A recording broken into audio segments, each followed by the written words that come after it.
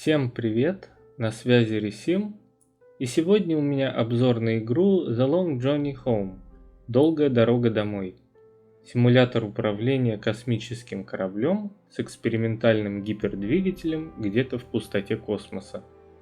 Перед стартом с Земли ты отберешь себе команду 4 специалистов из 10 возможных. У каждого будут свои особенности, история и навыки. Так что от того, кого ты выберешь, археолога, биолога, физика и других, будут зависеть твои приключения, а точнее их приключения. Как определишься с экипажем, надо выбрать корабль, один из 3. Так же, как и с экипажем, каждый корабль имеет отличительные черты. Помимо внешнего вида, отличия коснутся прочности, маневренности, запасов топлива и других параметров. Есть над чем подумать. Также можешь еще и выбрать покраску, как тебе нравится.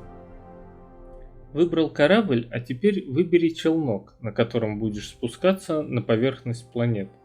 Также будут 3 варианта на выбор. Закончив с этим, напишешь код для своей сгенерированной галактики, чтобы потом поделиться им с друзьями и сравнить, как принятые тобой решения повлияли на ход игры. Стартуешь ты на челноке и летишь к кораблю на орбите. Глядя на планету, мне кажется, что поверхность несколько изменилась. То ли уровень воды выше, то ли что-то еще. Напишите в комментариях, что думаете на этот счет. Покинув орбиту Земли, движемся в сторону Марса для дозаправки топливом для экспериментального гипердвигателя. И получив заодно защитный экран, тоже экспериментальный. Весь полет это один большой эксперимент. Следует помнить, что при полетах нужно правильно задавать траекторию и скорость. Можно использовать гравитационную силу крупных объектов для экономии топлива внутри системы. И на подходе к орбите другой планеты не забывайте сбрасывать скорость, иначе можете попросту пролететь мимо, и для разворота потребуется больше топлива. Получив топливо на Марсе, отправляемся на Альфа Центавру. Но, как это обычно бывает, что-то пошло не так. Твоя сверхтехнологичная посудина трещит по швам, и ее выбрасывает в неизвестный космос. Ты оказываешься очень далеко и непонятно где. И тут начинаются приключения по возвращению экипажа домой.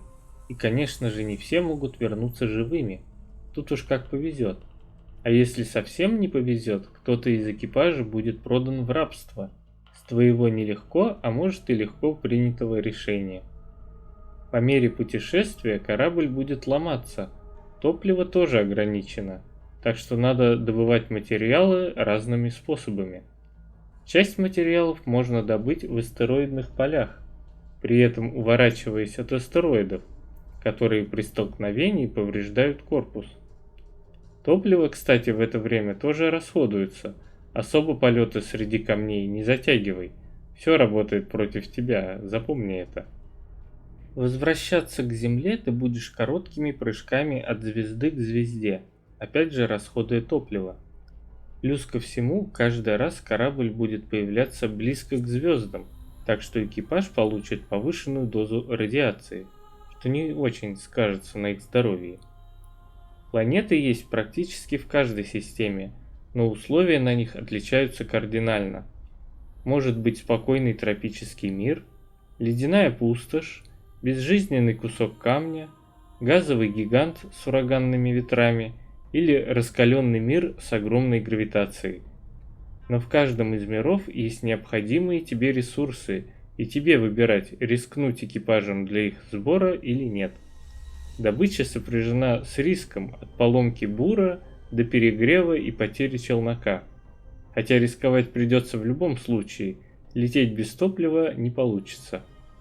Кроме полезных ископаемых, на планетах можно обнаружить разбитые корабли, руины и другие аномалии, которые могут предложить интересные артефакты, если их обыскать. Также во время путешествия ты наткнешься или на тебя наткнутся пришельцы. Одни будут требовать с тебя деньги, которых у тебя нет, Тогда они захотят отобрать твой груз. И у тебя есть два варианта. Отдать то, что они хотят, или второй вариант – отказаться. И тогда ситуация будет выглядеть примерно так. У тебя копье, а у них пулемет. И сам понимаешь, чем все закончится.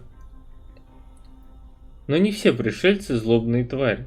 Кто-то будет предлагать поторговать, даст задание по перевозке или предложит услуги по ремонту. Еще можно встретить торговые станции, где можно тоже поторговать, улучшить корабль инопланетными технологиями, узнать о местных обитателях и, возможно, кто-то подскажет дорогу домой. Помимо всего прочего, в космосе встречаются заброшенные корабли, в которых тоже можно найти что-то полезное. Если, конечно, потом все, что ты нашел, у тебя не отберут. Для путешествий между звездными скоплениями можно воспользоваться звездными вратами. За скромную плату, конечно же. На тебе будут наживаться как только могут. Путешествие домой будет очень непростым, и опасность будет подстерегать за каждым углом. Это напомнило мне сериал Star Trek Voyager. Там такая же была ситуация. На мой взгляд, игра интересная, хоть управление довольно непростое, особенно челноком. Но если было бы просто, не было бы интересно, так ведь? Как считаешь? Пиши в комментариях. На этом у меня все. Всем спасибо за просмотр, всем удачи, до связи.